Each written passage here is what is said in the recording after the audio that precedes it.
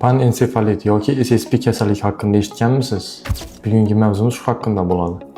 SSP kasalligi kam uchraydigan kasalliklardan hisoblanadi.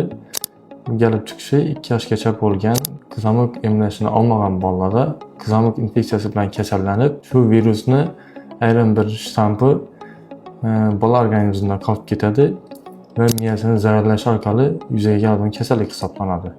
Bu kasallik uzoq vaqt o'tgandan keyin o'z ta'sirini bildirib boshlaydi, ya'ni 6-10 yil davomida yuzaga keladigan kasallik hisoblanadi. Kasallikning dastlabki klinik bosqichida bolalarda nutqning buzilishi, xotiraning pasayishi, maktab yoshidagi bolalarda o'zlashtirishda orqada qolish kuzatiladi.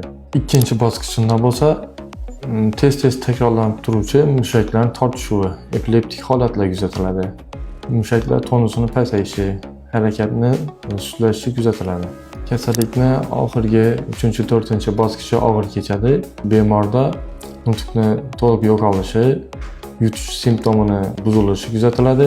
Oxirgi darajasida o'zi koma holati va o'lim bilan tugashini olib kelishi mumkin. Bu kasallikni hozirgi kungacha davosi topilmagan, lekin oldini olish uchun emlash vaqtida doktor tavsiyasiga ko'ra emlashni vaqtida olish tavsiya qilinadi. Agarda shu kasallik kuzatilib turgan bo'lsa, bu bemorda vaqtinchalik kasallik vaqtini uzaytirish uchun viruslarga qarshi dorilarni qo'llash mumkin hisoblanadi. Yana qaysi kasalliklar haqida to'liq ma'lumotlar kerak bo'lishini xohlasangiz, kommentariyada shu kasallikning nomini yozib qoldirishingiz mumkin.